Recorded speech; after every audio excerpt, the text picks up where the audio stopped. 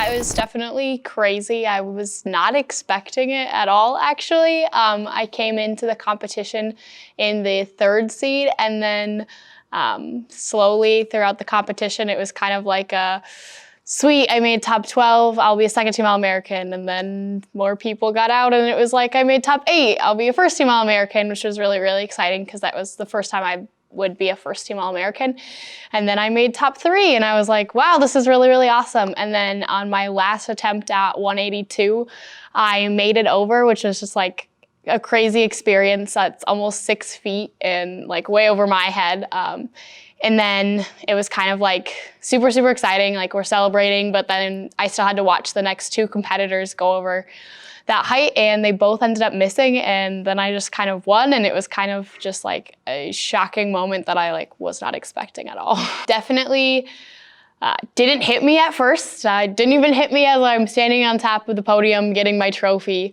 Handed to me by my own coach, which is a really cool experience. It actually was at dinner. I was just out to dinner with my family that night, and all of a sudden it was just like, I saw someone sent a message that, or I finally found out that I was the first ever national champion from Concordia-St, which I didn't even know at the time. And it honestly brought tears to my eyes. I was just like, wow, like I really did that. And I have come so far through all of the injuries and everything to get to this moment. So it was really, really, really cool. I definitely like felt some momentum coming off of a good conference meet in the high jump, but anyone can have a good day in high jump and anyone can have a bad day. I definitely try my best to try to keep the pressure off myself. Everyone always tells me there's no pressure, but when you come into, like for conference, when you come in seated first, there is a little bit of pressure. And even nationals, I came in seated 3rd, so there was some pressure, like you at least got to make that mark. So I definitely just try to keep my nerves at a little bit of a minimum, but I actually am a little bit crazy with it. I love the nerves. I thrive off of it.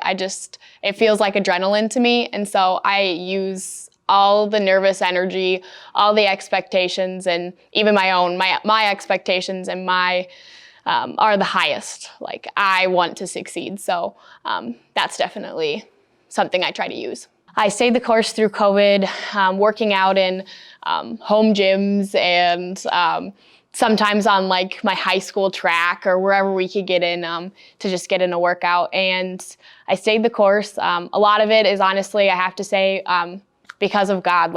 There's no way I could be where I am today without him. And I just kind of trusted him through the whole experience. And then in December of 2020, I went back to my surgeon because I was having some issues, running hurt, jumping hurt, everything, walking hurt. And he told me that I had to have surgery again. And it was like a shock for me. And so I set a goal that year that I was going to qualify in the first meet to go to nationals. I was going to have my surgery, and then I was going to be back for the national championship in 2021. And I was able to succeed and do that. I qualified in my first meet and then watched myself slowly fall down the list, but barely made it in the last spot to go to nationals in 2021, and ended up getting 10th, I believe. And it was a really cool experience, but I knew that there was just so much more left in the tank for me. I only jumped 168 at that meet, and although it was at that time my 4th best I've ever jumped in my life, I just knew my body and I knew that there was more. So I got back to work, lots of lifting over the summer. I was lifting 3 days a week, running another couple days a week.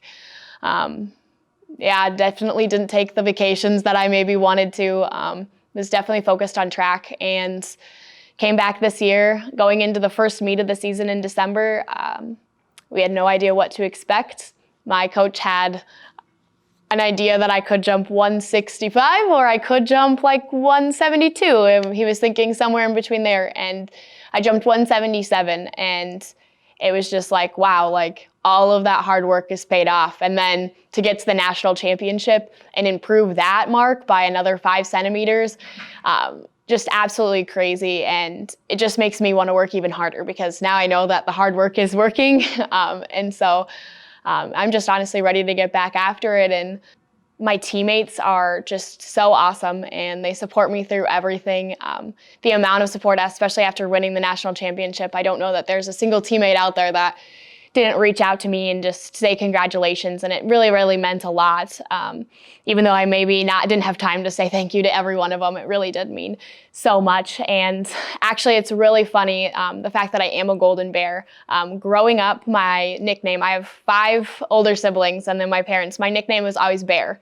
I don't know why that was my nickname. And so to be a Golden Bear is just, all of my family thinks it's just the funniest thing ever that I am a Golden Bear. It means so, so much. It's amazing.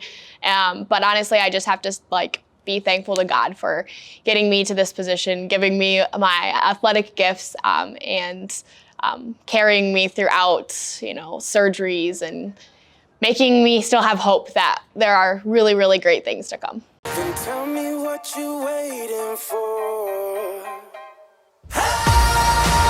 Let me introduce myself. I'm not the same person you